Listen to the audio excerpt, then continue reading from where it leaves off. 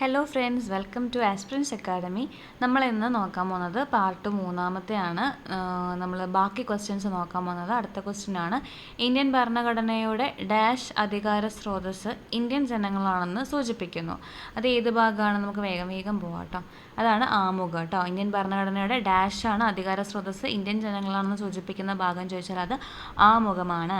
രാജ്യത്ത് നിലവിലുള്ള നിയമങ്ങളും ഗവൺമെൻറ്റിൻ്റെ നയപരിപാടികളും വികസന പദ്ധതികളും നടപ്പിലാക്കുന്നതിന് ഭൗതിക സാഹചര്യങ്ങളും മനുഷ്യ വിഭവങ്ങളും ഫലപ്രദമായി വിനിയോഗിക്കുന്നത് എന്താണ് അറിയപ്പെടുന്നതെന്ന്.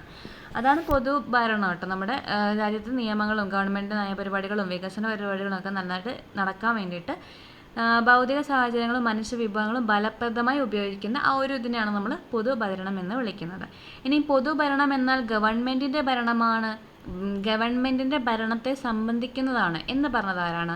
പൊതുഭരണം എന്നാൽ ഗവൺമെൻറ്റിൻ്റെ ഭരണത്തെ സംബന്ധിക്കുന്നതാണ് എന്ന് പറഞ്ഞത് എൻ ഗ്ലാഡൻ ആണ് കേട്ടോ. എൻ ഗ്ലാഡൻ. ഇനി പൊതുഭരണത്തിൻ്റെ പിതാവായിട്ട് അറിയപ്പെടുന്നതാണെങ്കിലോ, പൊതുഭരണത്തിൻ്റെ പിതാവാണ് വൂഡ്രോ വിൽസൺ കേട്ടോ. വൂഡ്രോ വിൽസൺ ആണ്.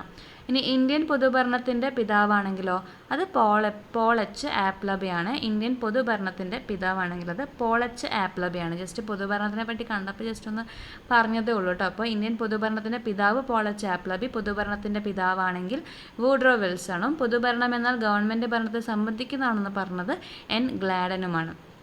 ഇനി ആമുഖം എത്ര വട്ടം അമെൻഡ് ചെയ്തു എന്നൊക്കെ ചോദിച്ചാൽ അറിയാലോ. ഒരു വട്ടം അമെൻഡ് ചെയ്തു. ഏത് ഭേദഗതിയിലൂടെയാണ് അമെൻഡ് ചെയ്തതെന്ന് ചോദിച്ചാൽ അത് 42ാം ഭേദഗതി, 76 42ാം ഭേദഗതിയിലൂടെയാണ്. ഇതൊക്കെ അറിയാവുന്നതാണ്. പിന്നെ ആമുഖം കടമെടുത്ത എവിടെയെന്ന് ചോദിച്ചാൽ അമേരിക്കയിൽ നിന്നാണ്. അടുത്ത ക്വസ്റ്റ്യനിലോട്ട് പോവാം. താഴെ തന്നിരിക്കുന്നവയിൽ ഏതാണ് ഇന്ത്യയിലെ ക്ലാസിക്കൽ ഭാഷ അല്ലാത്തത്? ഹിന്ദി, ഒഡിയ, മലയാളം, തമിഴ്. ഇതിൽ ക്ലാസിക്കൽ ഭാഷ അല്ലാത്തത് ഏതാണെന്ന് ചോദിച്ചാൽ ഏതാണ്? ഹിന്ദിയാണ് കേട്ടോ. ഇന്ത്യയുടെ ക്ലാസിക്കൽ ഭാഷ അല്ലാത്തതാണ് ഹിന്ദി. അപ്പോൾ മലയാളം ഏത് വർഷമാണ് ക്ലാസിക്കൽ ഭാഷ പദവി കിട്ടിയത് മലയാളത്തിന്? അത് 2013 അല്ലേ. 2013 അവസാനമായിട്ട് ക്ലാസിക്കൽ പദവി കിട്ടിയ ലാംഗ്വേജ് ആണ് ഈ ഒഡിയ എന്ന് പറയുന്നത്. അത് ഏത് വർഷമാണെന്ന് ചോദിച്ചാൽ 2014. ഇനി തമിഴിനാണ് ആദ്യമായിട്ട് ക്ലാസിക്കൽ പദവി കിട്ടിയത്. അത് ഏത് വർഷമാണെന്ന് ചോദിച്ചാൽ 2004 കേട്ടോ. തമിഴിന് കിട്ടിയത് 2004. സംസ്കൃതം രണ്ടാമതായിട്ട് കിട്ടി 2005 കിട്ടി. കന്നഡ, പിന്നെ അത് കഴിഞ്ഞ് തെലുങ്കാണ്. കന്നഡയാണെങ്കിൽ 2008, തെലുങ്കാണെങ്കിലും 2008. അപ്പോൾ ഓർഡർ നിന്ന് പറയാം. തമിഴ് 2004, സംസ്കൃതം 2005, പിന്നെ കന്നഡ, തെലുങ്ക് 2008, മലയാളം 2013 മെയ് 23 കേട്ടോ. 2013 മെയ് 23. ഒഡിയ ആണെങ്കിൽ അവസാനമായിട്ട് കിട്ടിയതാണ് 2014. ഇനി താഴെ പറയുന്ന പ്രസ്താവനകളിൽ ഏത് അല്ലെങ്കിൽ ഏവാണ് പോക്സോയെക്കുറിച്ച് ശരിയായിട്ടുള്ളത്? ലൈംഗിക പീഡന കുറ്റകൃത്യങ്ങളിൽ നിന്നും കുട്ടികളെ സംരക്ഷിക്കുന്നതിനുള്ള പ്രത്യേക നിയമമാണിത്. പോക്സോയിലേക്ക് ലിംഗഭേദമില്ല, നിഷ്പക്ഷമാണ്. കേസുകളുടെ ഇൻ ക്യാമറ ട്രയൽ ഉണ്ട്. ഇതിൽ കറക്റ്റായിട്ടുള്ള സ്റ്റേറ്റ്മെൻറ്റ് എന്താണ്? മുകളിൽ പറഞ്ഞ എല്ലാം സ്റ്റേറ്റ്മെൻറ്റും കറക്റ്റാണ്. അതായത് ലൈംഗിക പീഡന കുറ്റകൃത്യങ്ങൾക്ക് കുട്ടികൾക്ക് സംരക്ഷണം കൊടുക്കുന്ന നിയമമാണിത്. അതുപോലെ പോക്സോയ്ക്ക് ലിംഗഭേദമില്ല. അതായത് കുട്ടികൾ 18 വയസ്സിന് താഴെയുള്ള പെൺകുട്ടിയോ ആൺകുട്ടിയോ ആണെങ്കിൽ പോക്സോ 2 പേർക്കും ബാധകമാണ്. അതുപോലെ കേസുകളിൽ ഇൻ ക്യാമറ ട്രയൽ ഉണ്ട്. രഹസ്യമായിട്ടുള്ള വിചാരണയൊക്കെ നടത്താറുണ്ട്. അതെല്ലാം ശരിയാണ്. ഇനി പോക്സോ കേസ് ഏത് വർഷമാണ് നിലവിൽ വന്നതെന്ന് ചോദിച്ചാൽ എപ്പോൾ പറയും? പോക്സോ കേസ് നിലവിൽ വന്നത് 2012 നവംബർ 14 ചിൽഡ്രൻസ് ഡേയുടെ അന്നാണ് നിലവിൽ വന്നത്. ഇനി പോക്സോ കേസ് നമ്മുടെ പ്രസിഡന്റ് ഒപ്പുവെച്ചെന്നു ചോദിച്ചാൽ അത് 2012 ജൂൺ 19 നമ്മുടെ വായനാ ദിനമായിട്ട് ആചരിക്കുന്ന ജൂൺ 19 പ്രസിഡന്റ് ഒപ്പിട്ടത്. ഇനി നമ്മുടെ പോക്സോ നിയമത്തിൽ എത്ര ഭാഗങ്ങളുണ്ടെന്ന് ചോദിച്ചാൽ 9 ഭാഗങ്ങളുണ്ട് കേട്ടോ. പോക്സോയിൽ 9 പാർട്സും ഉണ്ട്, 46 വകുപ്പുകളും ഉണ്ടെന്നുള്ള കാര്യം കൂടെ ആലോചിക്കുക കേട്ടോ. 9 ഭാഗങ്ങളും ഉണ്ട്, 46 വകുപ്പുകളും ഉണ്ട്. ഇനി കുട്ടികളുടെ ഇതുമായിട്ട് ബന്ധപ്പെട്ട് കുട്ടികൾക്ക് അതായത് ഈ ഒരു കുറ്റകൃത്യം ചെയ്യാനായിട്ട് പ്രേരിപ്പിക്കുന്നതുമായിട്ട് ബന്ധപ്പെട്ട വകുപ്പ് ചോദിച്ചത് 16 കേട്ടോ. പ്രേരിപ്പിക്കലുമായിട്ട് ബന്ധപ്പെട്ട 16. പിന്നെ നമ്മുടെ മാധ്യമ പ്രവർത്തനം, അത് ന്യൂസ്, അതുമായിട്ടൊക്കെ ബന്ധപ്പെട്ട വകുപ്പാണെങ്കിൽ 23 കേട്ടോ. അതായത് ന്യൂസിലോ അല്ലെങ്കിൽ ന്യൂസ് പേപ്പറിലോ കുട്ടികളുടെ പേര് ഒന്നും വെളിപ്പെടുത്താൻ പാടില്ല, അങ്ങനത്തെയുള്ള കാര്യങ്ങളൊക്കെ പറയുന്നത്, അല്ലെങ്കിൽ വ്യാജ വാർത്ത പുറത്തു വിടുന്നതുമായിട്ടൊക്കെ ബന്ധപ്പെട്ടത് 23. അപ്പം ഇനി 22 ഉണ്ട്. 22 ആണെങ്കിൽ ഇപ്പോൾ ഒരു കുട്ടിക്ക് ഇങ്ങനൊരു ലൈംഗിക ആക്രമണം ഉണ്ടായി എന്ന് ഫോൾസായിട്ട് ആരെങ്കിലും പറയുകയാണെങ്കിൽ, തെറ്റിദ്ധരിപ്പിക്കുന്ന അല്ലെങ്കിൽ കള്ളം ആരെങ്കിലും പറയുകയാണെങ്കിൽ അവർക്കുള്ള ശിക്ഷനെ പറ്റി പറഞ്ഞത് 22.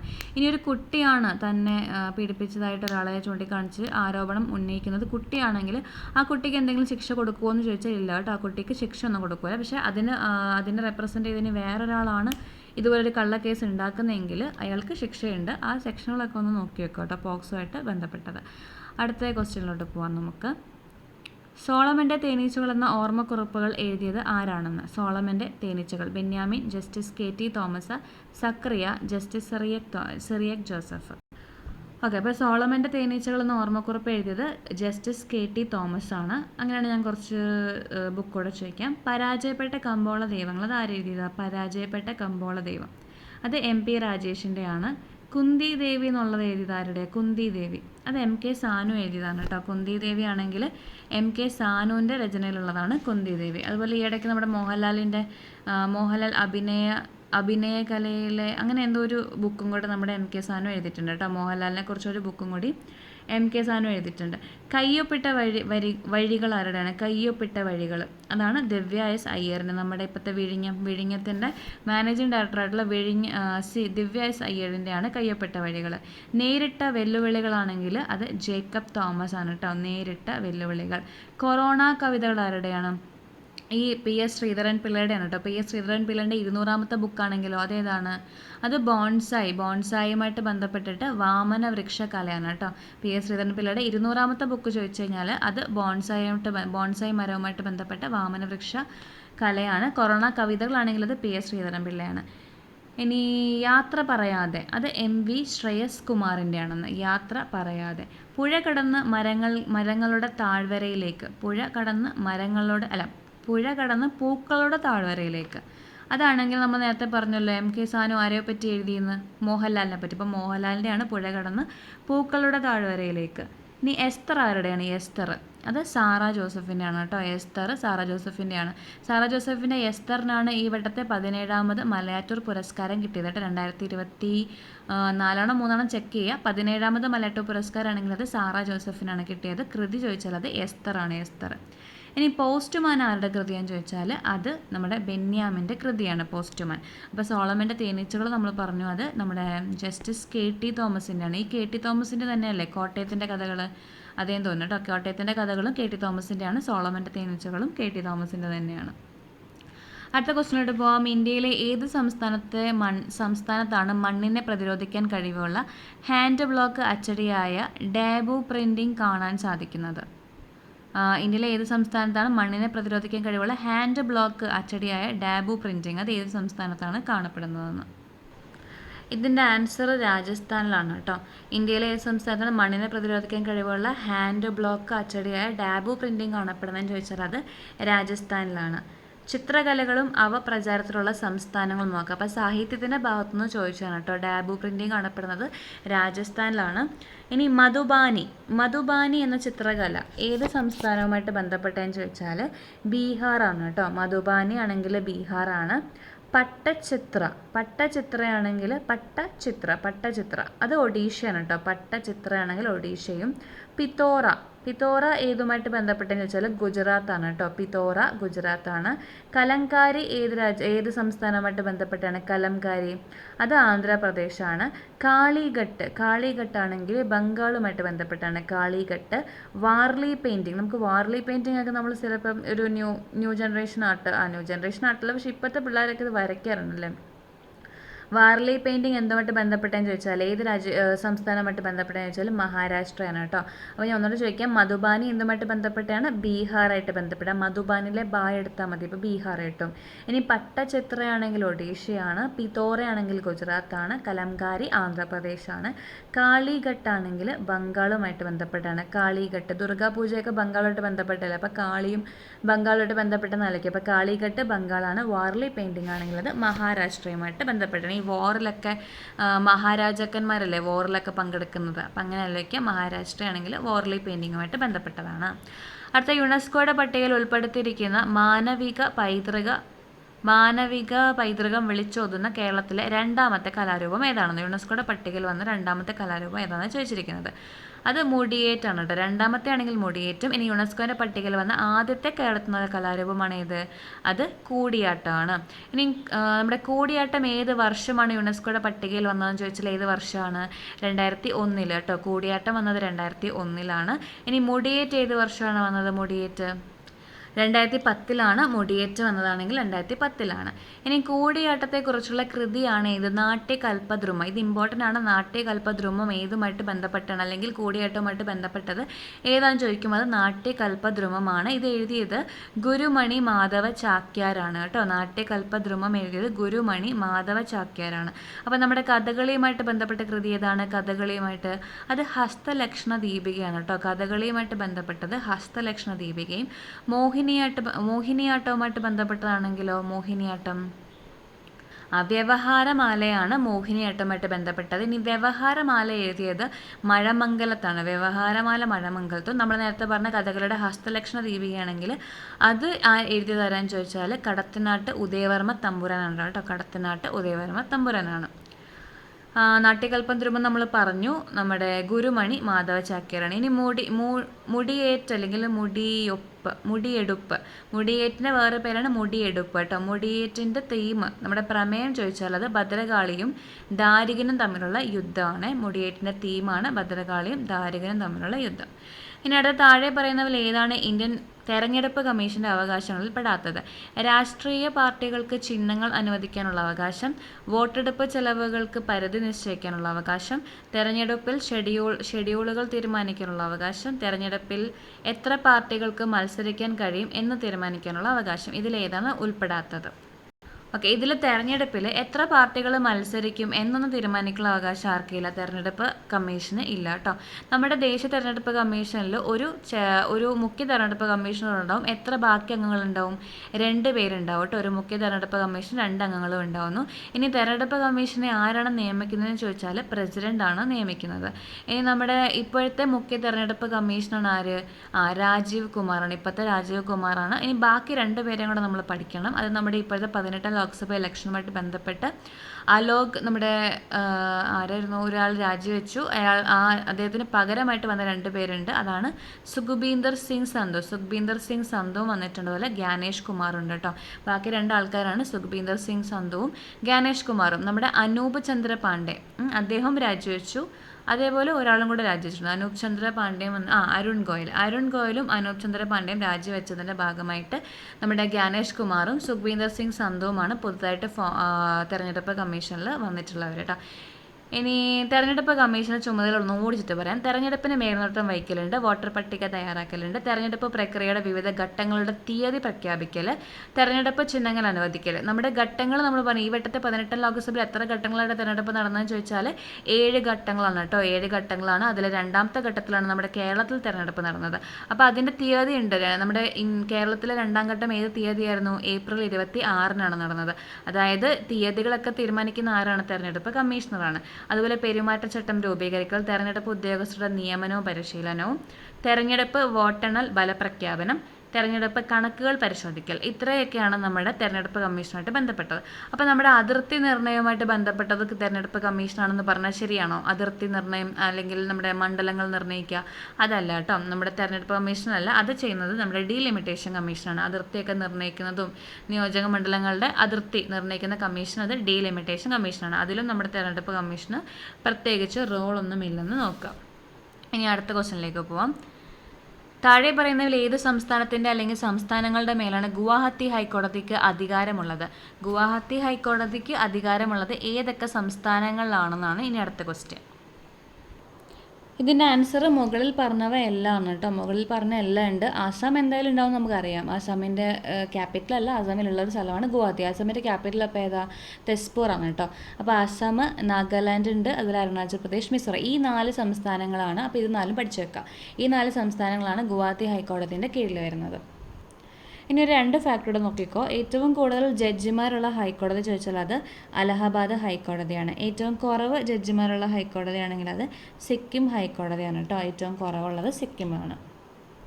നമ്മുടെ കേരള ഹൈക്കോടതിയിൽ എത്ര ജഡ്ജസ്മാരെ ഉൾക്കൊള്ളിക്കാൻ പറ്റും? കേരള ഹൈക്കോടതിയിൽ 47 ജഡ്ജസ്മാരാണ് ഉൾക്കൊള്ളിക്കാൻ പറ്റുന്നത് കേട്ടോ. 47. നമ്മുടെ കേരള ഹൈക്കോടതിയിലെ ചീഫ് ജസ്റ്റിസ് ആരാണ്? ആശിഷ് ജെ ദേശായി കേട്ടോ. ആശിഷ് ജെ ദേശായിയാണ് ചീഫ് ജസ്റ്റിസ്.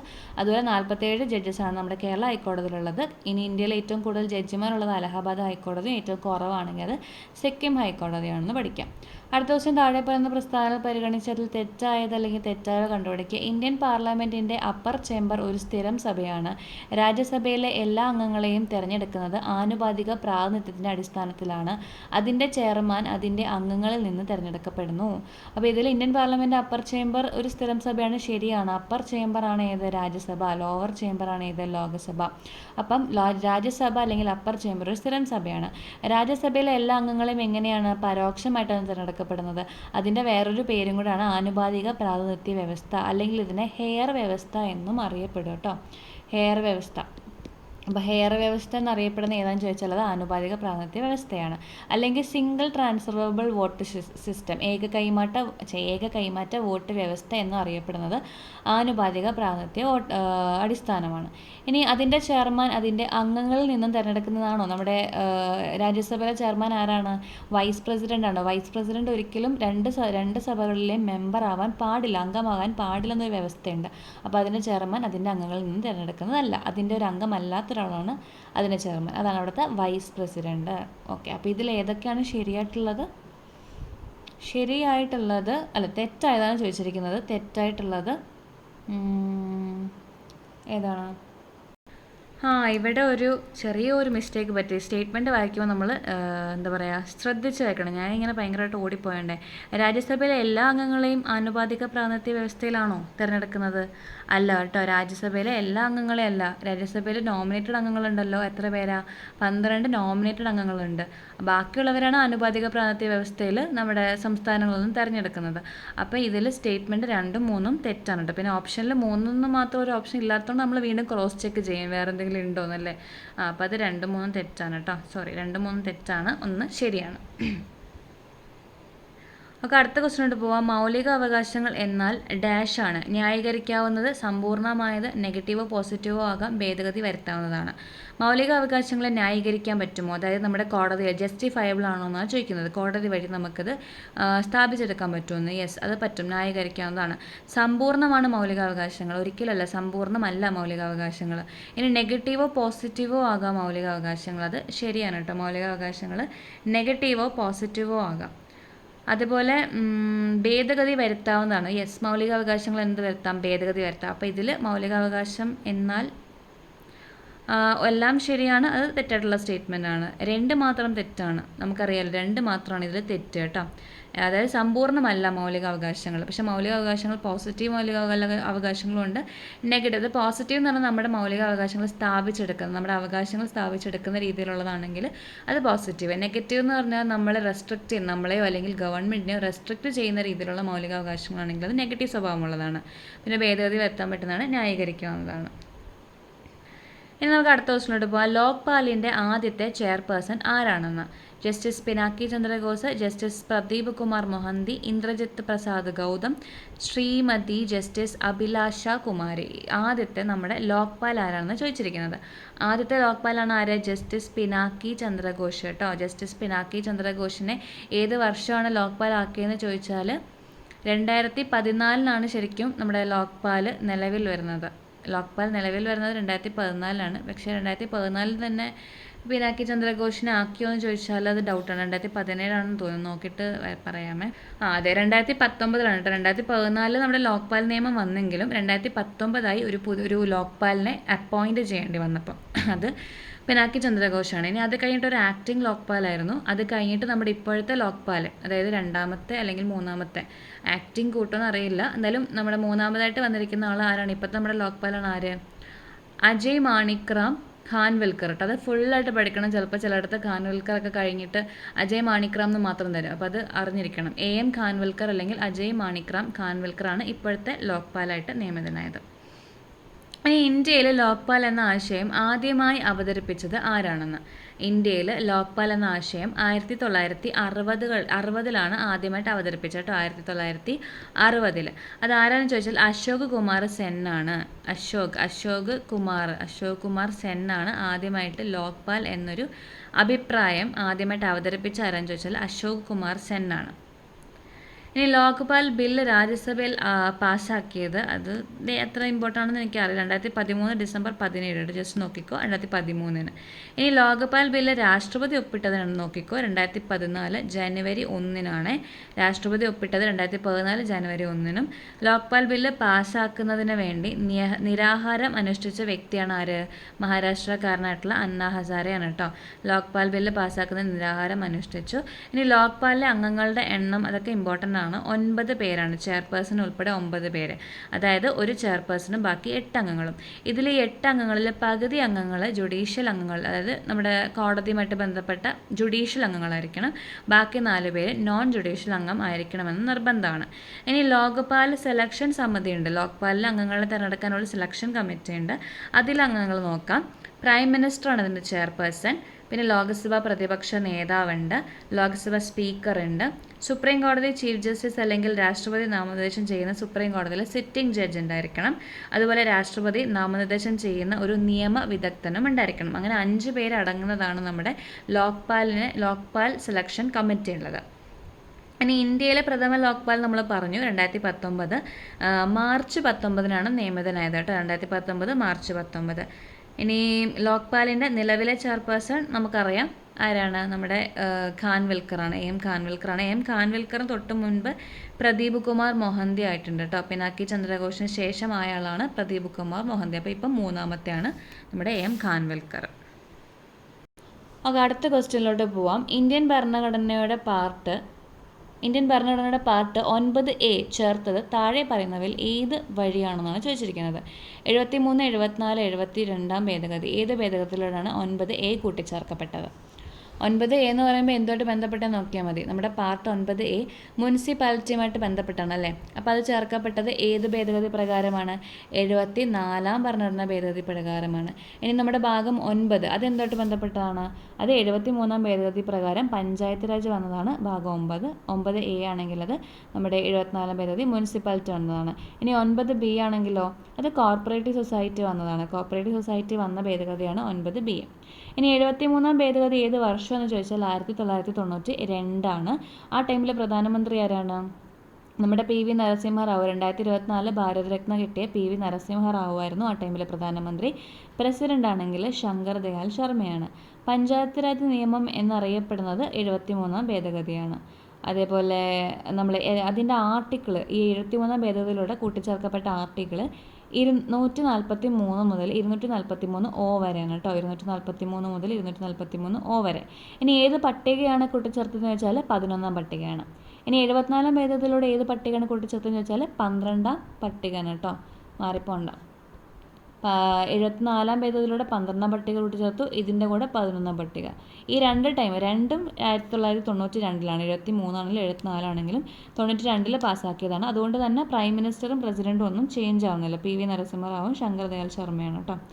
പക്ഷേ ആർട്ടിക്കിൾ നോക്കുക, നമ്മുടെ 73 243 മുതൽ 243O വരെയും 74 ഭേദഗതിയിലൂടെ 243P മുതൽ 243ZG വരെയാണ് കൂട്ടിച്ചേർക്കപ്പെട്ടത്. ZG കേട്ടോ, 243ZG വരെ.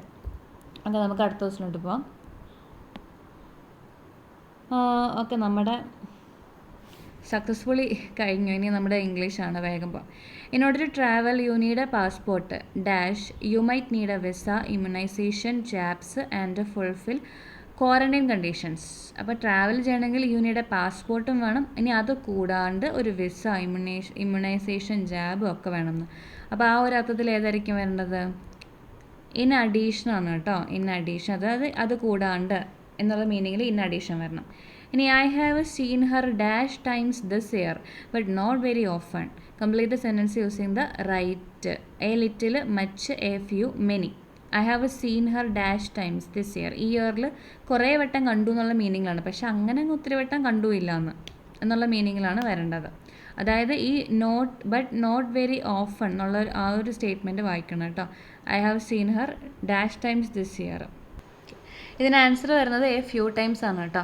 കാരണം ആ ബട്ട് നോട്ട് വെരി ഓഫൺ എന്നുള്ള സ്റ്റേറ്റ്മെൻറ്റ് വായിക്കാത്തവർക്കാണെങ്കിൽ അത് തെറ്റാൻ ചാൻസ് ഉണ്ട്. കാരണം I have seen Har many times this year എന്നൊരു ഓപ്ഷൻ കൂടെ വരാം. മെനി ടൈംസും വരാം, ആ ഫ്യൂ ടൈംസും വരാം. അപ്പോൾ അതിൻ്റെ ഡിഫറൻസ് എന്ന് പറഞ്ഞാൽ ബട്ട് നോട്ട് വെരി ഓഫൺ ആണ്, കുറേ വട്ടം കണ്ടിട്ടും ഇല്ല എന്ന് അവർ ഓൾറെഡി സെൻറ്റൻസിൽ പറഞ്ഞിട്ടുണ്ട്. അപ്പോൾ മെനി ടൈംസ് എന്ന് പറഞ്ഞാൽ കുറേ വട്ടം കണ്ടു എന്നാണ്, അതെന്തായാലും വരില്ല. ആ ഫ്യൂവിൻ്റെ മീനിങ് സം എന്നുള്ള മീനിങ് ആണ്. അപ്പോൾ കുറച്ച് അവിടെ ഇവിടെയൊക്കെ എപ്പോഴൊക്കെ കണ്ടിട്ടുണ്ട്, പക്ഷെ അങ്ങനെ കുറേ വട്ടം കണ്ടിട്ടില്ല എന്നുള്ള മീനിങ്ങിലാണ് സ്റ്റേറ്റ്മെൻറ്റ് പോകുന്നത്. അപ്പോൾ എ ഫ്യൂ വരും കേട്ടോ. എ ഫ്യൂ എന്ന് പറയുന്നത് കൗണ്ടബിൾ ആയിട്ടുള്ള കാര്യങ്ങൾക്കാണ് എ ഫ്യൂ മെനി ഉപയോഗിക്കുന്നത്. എന്നാൽ എ ലിറ്റിലും മച്ചും ആണെങ്കിൽ അൺകൗണ്ടബിൾ ആയിട്ടുള്ളതിൻ്റെ കൂടെയാണ് നമ്മൾ ഉപയോഗിക്കുന്നത്. ഇനി when I go to the hospital she dash in the waiting room.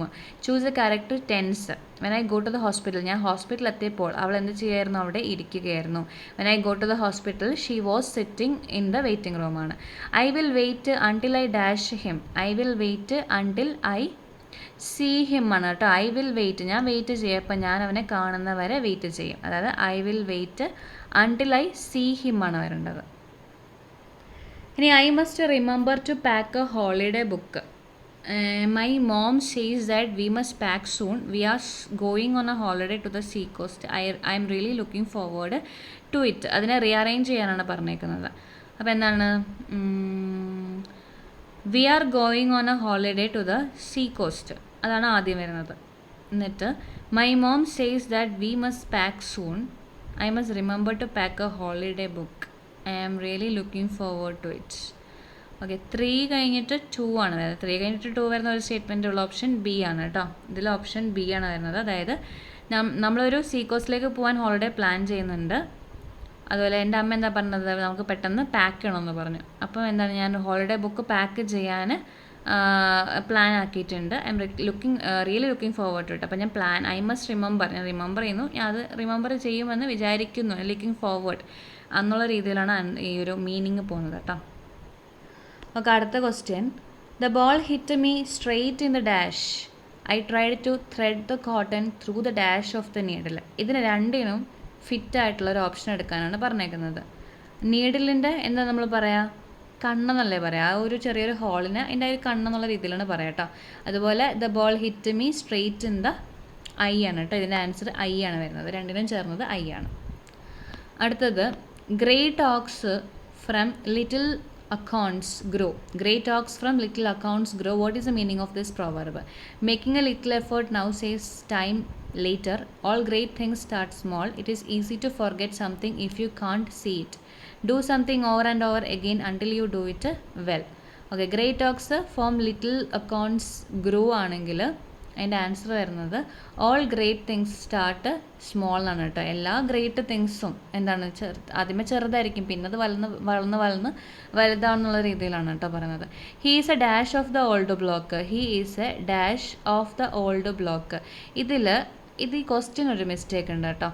ചിപ്പാണ് correct, chip of the old block. പക്ഷേ ചിപ്പ് ഓഫ് ദ ഓൾഡ് ബ്ലോക്കിൽ ഇഡിയത്തിൽ ഈ ഓഫ് എന്നുള്ളതിൽ എന്താ, ഇത് വളരെ ഇമ്പോർട്ടൻ്റ് ആയിട്ടുള്ളൊരു കാര്യമാണ് കേട്ടോ. കാരണം ഞാൻ പല ക്വസ്റ്റ്യനിലും കണ്ടിട്ടുണ്ട് ഈ ചിപ്പ് ഓഫ് ദ ഓൾഡ് ബ്ലോക്കിൽ OFF ഓഫ് ആണ് വരുന്നത് കേട്ടോ.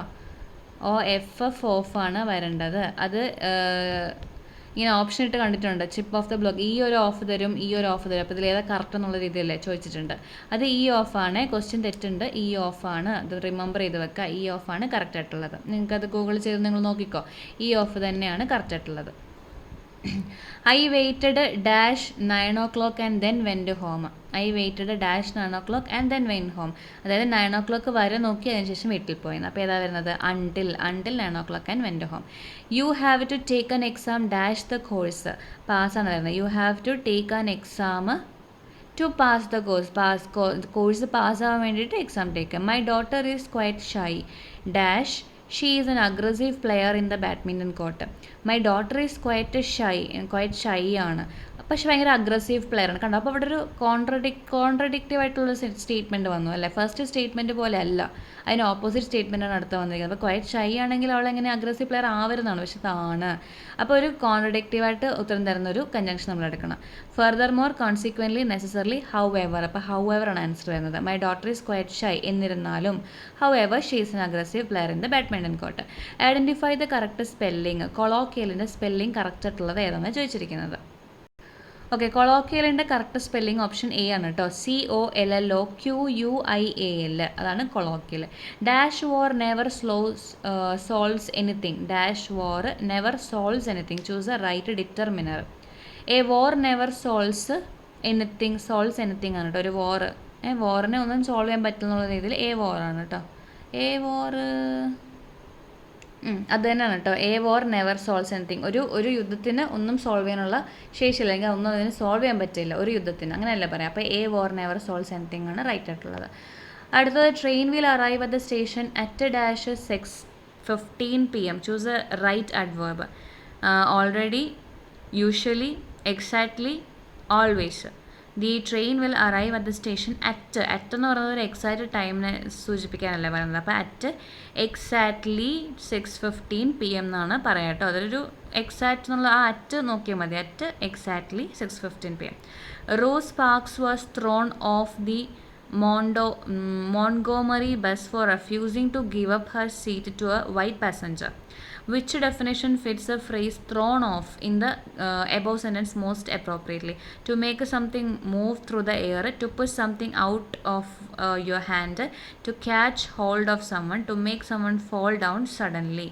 അപ്പോൾ Rosa Parks was thrown off the Montgomery ബസ്സിൽ നിന്നും അവരെ പുറത്താക്കി എന്നുള്ള മീനിങ്ങിലാണ് ത്രോൺ ഓഫ് വരേണ്ടത്. To make something move through the air ആണോ, to push something out of your hand ആണോ, to catch hold of someone എന്തായാലും വരില്ല. To make someone falls down suddenly അതും വരില്ല. To make something move through the air ആയിരിക്കില്ല, ഇങ്ങനെ പറത്തി കളഞ്ഞു അല്ലെങ്കിൽ ഇങ്ങനെ എറിഞ്ഞു കളഞ്ഞു എന്നുള്ളൊരു മീനിങ്ങിൽ വരണം.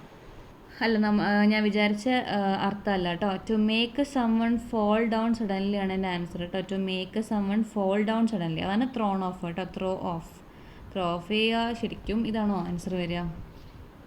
അത് തന്നെ കേട്ടോ. ത്രോ ഓഫ് എന്ന് വെച്ചാൽ rid one self of something, get rid of, ഒരാൾ വേണ്ടെന്ന് വെക്കുക എന്നൊക്കെ ഉള്ള മീനിങ് ഇല്ലേ. ഷേക്ക് ഓഫ് ചെയ്യുക, അങ്ങനെയൊക്കെ ഒരു മീനിങ്, ഡ്രോപ്പ് ചെയ്യുക, ഇടുക എന്നൊക്കെ ഒരു മീനിങ് ഉണ്ട്. അപ്പം to make something move through the air അല്ല, അത് പഠിക്കണ്ട. ത്രോ ഓഫിൻ്റെ meaning to make someone fall suddenly തന്നെയാണ് കേട്ടോ. അത് ആ മീനിങ്, ആ സെൻറ്റൻസിൻ്റെ മീനിങ് വെച്ച് ഇങ്ങോട്ട് എഴുതിയാൽ മതി, കൂടുതൽ ചിന്തിക്കേണ്ട. They can't decide dash to travel north dash south. Use the right connect ചെയ്യുക. They can't decide whether to travel north or south. നോർത്തിൽ ട്രാവൽ ചെയ്യണോ സൗത്തിൽ ട്രാവൽ ചെയ്യണോ എന്നുള്ള രീതിയിൽ വെദർ ഓർ വരും. Write the synonym of akin. അക്കിൻ്റെ synonym എന്താണ്? അക്കിൻ എന്ന് വെച്ചാൽ സിമിലർ എന്നുള്ള മീനിങ് ആണ് കേട്ടോ, ഒരേപോലെ എന്നുള്ള മീനിങ് ആണ്. I don't know if is coming here. If is used to dash. If use ചെയ്യുന്നത് നമ്മൾ എന്തിനാണ്? To express a doubt express ചെയ്യാൻ വേണ്ടിയിട്ടാണ്. The house is so dirty I really must clean it. What is the use of modal auxiliary? ഇതിൽ must ഉപയോഗിച്ചിരിക്കുന്നത് എന്തിനെ denote ചെയ്യാനാണെന്ന്? മസ്റ്റായിട്ട് ചെയ്യണം. എന്താണ്? നമ്മുടെ ഒബ്ലിഗേഷൻ ആണല്ലേ, എന്തായാലും നീ ചെയ്തേ പറ്റൂ, അത് നിൻ്റെ കയ്യിലാണ്, നിൻ്റെ റെസ്പോൺസിബിലിറ്റി ആണ് അന്ന് പറയാനാണ് മസ്റ്റ് ഇവിടെ ഉപയോഗിച്ചിരിക്കുന്നത്. He dash a large bill at the shopping centre yesterday വന്നിട്ടുണ്ടല്ലേ. യെസ്റ്റർഡേ വന്നേക്കുന്നതുകൊണ്ട് തന്നെ നമ്മൾ സിമ്പിൾ പാസ്റ്റ് ഉപയോഗിക്കുക. അപ്പോൾ റൺ ഓഫ് വരില്ല, ബാക്കിയൊക്കെ വരാം. ഇനി അതിൽ ഏത് ഫ്രേസാന്ന് നോക്കണം. He dash a large bill at the shop, അതായത് കുറേ ലാർജ് ബില്ല് താങ്ങേണ്ടി വന്നു അല്ലെങ്കിൽ ലാർജ് ബില്ല് വന്നു എന്നുള്ള രീതിയിൽ എന്ത് വരും? റാൻ അപ്പാണ് കേട്ടോ. He Rann up A large bill at the shopping centre. Rann out of എന്ന് വെച്ചാൽ എന്താ? അത് ഇല്ലാണ്ടായി. റൺ ഔട്ട് ഓഫ് എന്ന് വെച്ച് കഴിഞ്ഞാൽ ഇല്ലാണ്ടായി എന്നുള്ള മീനിങ് ആണ്. എന്തെങ്കിലും ഒരു കാര്യം തീർന്നു പോയി എന്നുള്ള മീനിങ് ആണ്. എന്നാൽ റൺ അപ്പ് ആണെങ്കിൽ അത് എന്തെങ്കിലും ഒരു കാര്യം കടം കയറുക, കുമിഞ്ഞു കൂടുക എന്നൊക്കെ ഉള്ളൊരു മീനിങ്ങാണ് റൺ അപ്പ് കേട്ടോ. റാൻ ഔട്ട് ഓഫ് പഠിക്കുക, അത് എന്തെങ്കിലും ഒരു കാര്യം തീർന്നു പോകുക എന്നുള്ള മീനിങ് ആണ് കേട്ടോ, റൺ ഔട്ട് ഓഫ്. അടുത്തത്, ഉറുമ്പ് എന്ന അർത്ഥം വരുന്ന പദമേത്? വർവണ, മക്ഷിക, ചറവണ, വമ്രി. ഇതിൽ വമ്രിയാണ് കേട്ടോ. വമ്രിയാണ് ഉറുമ്പ് എന്നുള്ള അർത്ഥത്തിൽ വരുന്നത്. മക്ഷിക, വർവണയൊക്കെ എന്താണ്? ഈച്ചയാണ്. ചറവണ ഈച്ചയാണോ എന്ന് എനിക്കറിയില്ല. വർവണ, മക്ഷിക ഒക്കെ ആണെങ്കിൽ ഈച്ചയാണ് കേട്ടോ. വമ്രി ആണെങ്കിൽ ഉറുമ്പാണ്. ഇനി വിപരീത പദം എഴുതുക. രസം, രസത്തിൻ്റെ വിപരീത പദം. വിരസമാണോ, നീരസമാണോ, അതിരസമാണോ, സരസമാണോ? നീരസമാണ് കേട്ടോ. രസത്തിൻ്റെ വിപരീതം നീരസം. സലിംഗ ബഹുവചനം ഏതാ? മിടുക്കന്മാർ, ജനങ്ങൾ, കുട്ടികൾ, അധ്യാപകർ. സലിംഗം എന്ന് പറയുമ്പോൾ ഏതെങ്കിലും ഒരു ലിംഗം സ്പെസിഫൈഡ് ആയിട്ട് തന്നിരിക്കും. അപ്പോൾ മിടുക്കന്മാർ എന്ന് പറയുമ്പോൾ അത് ഒരു ലിംഗം സ്പെസിഫൈഡ് ആയിട്ട് പറയുന്നില്ല. ജനങ്ങളിലും പറയുന്നില്ല, കുട്ടികളിലും പറയുന്നില്ല. അപ്പോൾ അധ്യാപകർ, കുട്ടികൾ, ജനങ്ങൾ, മിടുക്കന്മാരിൽ പറയുന്നുണ്ട്. മിടുക്കന്മാർ എന്ന് പറയുമ്പോൾ ആണിനെയാണ് ഉദ്ദേശിക്കുന്നത്. അപ്പോൾ മിടുക്കന്മാർ തന്നെ കേട്ടോ. ജനങ്ങൾ, കുട്ടികൾ, അധ്യാപകർ അതിൽ പറയുന്നില്ല, മിടുക്കന്മാരിൽ പറയുന്നുണ്ട്, അത് ആണാണ്.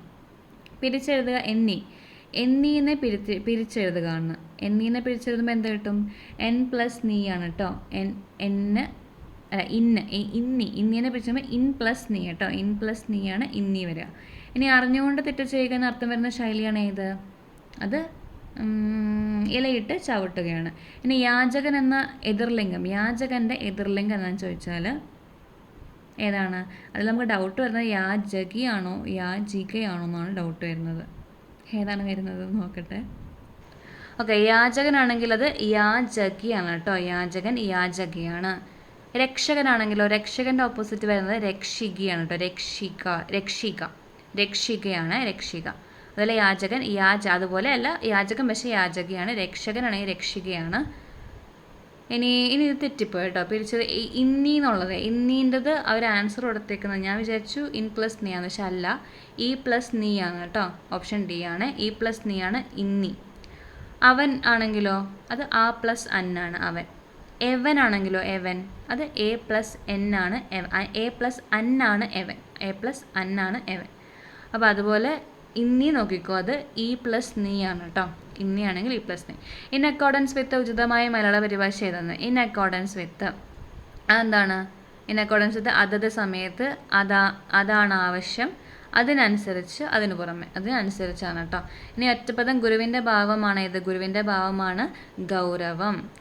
ഇനി ശരിയായ പദം ഏത്? അവധൂതൻ. അതിൽ ഏതാണ് ശരിയായിട്ടുള്ള അവധൂതൻ എന്ന്? ഓക്കെ, അവധൂതനിൽ ശരിയായിട്ടുള്ളത് ഓപ്ഷൻ എ ആണ് കേട്ടോ. അവധൂതൻ എഴുതുന്നത് ഇങ്ങനെയാണ്, നമ്മുടെ ധനത്തിൻ്റെ ദായാണ്. ഇനി ശരിയായ വാക്യം ഏത്? എല്ലാ വെള്ളിയാഴ്ച തോറും അവനെ കാണാറുണ്ട്. അത് തെറ്റാണ്. എല്ലാ വെള്ളിയാഴ്ച പിന്നെ തോറുന്നോട് ഇടേണ്ട ആവശ്യമില്ല. അവൻ എല്ലാ ദിവസവും വരും. ഓക്കെ, അത് ശരിയായിട്ട് തോന്നുന്നുണ്ട്, നമുക്ക് നോക്കാം. ഞങ്ങൾ ഓരോ വീട് തോറും വരേണ്ട ആവശ്യമില്ല. ഓരോ വീട് തോറും അങ്ങനെ രണ്ടും കൂടെ വരേണ്ട ആവശ്യമില്ല. കൈ ചുമരിന്മേൽ തൊടുവിക്കാതെ വരച്ച ചിത്രം, അതിൽ ചുമരല്ല ചുവരാണ് കേട്ടോ. ചുവായാണ് വരേണ്ടത്. അപ്പോൾ അതും തെറ്റാണ്. അപ്പോൾ ഇതിൽ ശരിയായിട്ടുള്ളത് അവൻ എല്ലാ ദിവസവും വരും എന്നുള്ളതാണ്. ഓക്കെ, നമുക്കിനി ഇതിൽ മാത്സ് മാത്രമേ ഉള്ളൂ. ഞാൻ വേറൊരു ക്ലാസ്സിൽ മാത്സ് മാത്രമായിട്ട് ചെയ്യിപ്പിക്കാം കേട്ടോ. അപ്പോൾ ഇന്നത്തെ ക്ലാസ് കഴിഞ്ഞു. ഓക്കെ, അടുത്ത ക്ലാസ്സിൽ കാണാം. ബൈ.